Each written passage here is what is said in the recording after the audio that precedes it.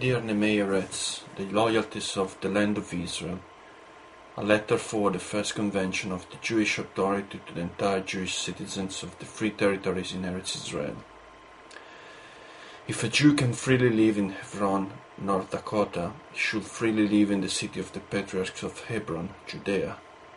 If a Jewish family can dwell in Bethel, Ohio, it must be able to live in the original Bethel, Samaria. But today the Israelis living in Judea and Samaria risk to be turned again in Jewish refugees, and the security of the state of Israel will be at existential risk. It happened after Gush Katif, that was a national implosion and disgrace that caused enormous physical, psychological, social, cultural, military and strategic damage to the entire Jewish nation. The disengagement left a deep wound that will not heal, not only because Jewish lives and homes were destroyed, but because it was immoral, unjust, and irrational. It was part of an anti-Zionist, anti-Jewish, and anti-democratic trend. After Gush Katif, the terror leaders have held press conference saying that they are moving their battle to Judea and Samaria and will transfer their rockets to the edges of the urban centers of Israel, Tel Aviv, Jerusalem, Hadera, Netanya.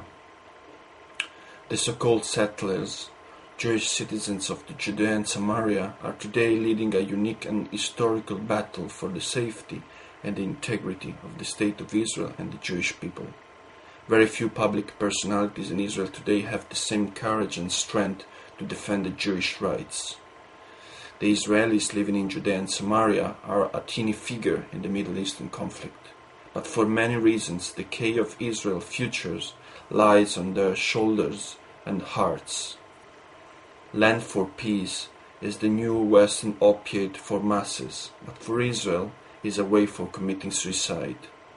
In a time of global terrorism, monstrous anti-Semitism, and Western appeasement to evil, those who have taken it upon themselves to defend the Jewish homeland and rights need and deserve all the support. And sovereignty, the ability of a government to act independently and in its own interests, is the essence of statehood and self-defense.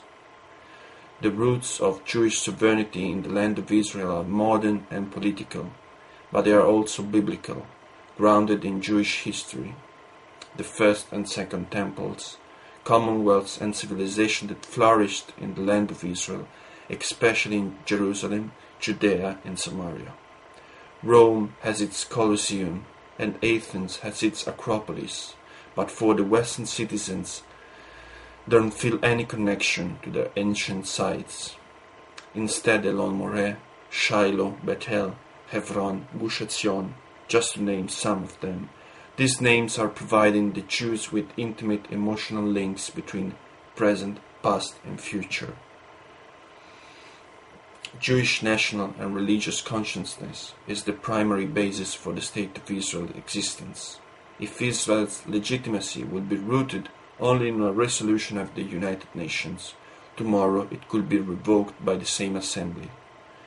The State of Israel, therefore, on behalf of the Jewish people, has the moral and political responsibility to say the truth. The land of Israel, including Judea and Samaria, legitimately, legally and historically belongs to the Jewish people.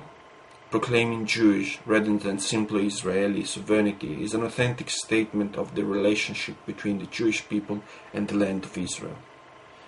Israel, claimed to a permanent presence in Judea and Samaria, passes two critical tests. This area belongs to the Jewish nations on the basis of the historical record, and Israel needs them on the basis of strategic considerations. The Jewish towns and houses beyond the so-called Green Line are the backbone of Israel's security. We should first remember that the same word settlers refers to the secular kibbutzim of the 30s and 40s as well as post-1948 outposts such as Ashkelon.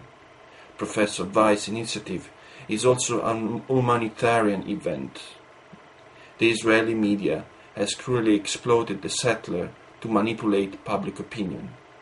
After the Oslo talks every settler killed by terrorists was a price of peace, a barbaric concept and perversion of humanism.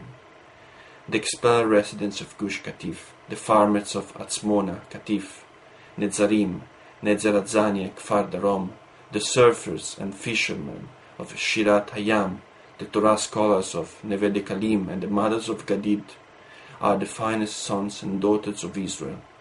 They are the bravest soldiers and the most patriotic citizens that Israel has produced. But overwhelmingly, the Western media and intellectuals ignored and downplayed the terror atrocities suffered by the Jews of Judea and Samaria. It's a dehumanization process, part of Israel's destructions, as it happened during the Second World War. The Jews had to be dehumanized before being taken to the gas chambers. To deny the right of Jews to live anywhere in Israel makes them lesser in nationhood than any other people. In the 16th century, many Polish towns obtained the so-called privilegia de not tolerandis Judaeis. That means cities where the Jews were forbidden to live in. Europe had then the Jewish ghettos during the Middle Ages, the zoning restrictions in the Tsarist Russia, and the Nazi Russian Khande laws that meant to ghettoizing the Jews and separate them. Israel today faces an historical movement of demonization and evaporization that involves its security, religion, diplomacy, culture, and statehood. The solution doesn't lie in more appeasement, self-hatred, and self-rejection by the Jewish people. The nightmare that Israel had endured with the destruction of the Jewish Gaza must be the starting point for a new period in Israeli history, a period of hope, confidence, strength, and hope. Thank you very much, Giulio Meotti.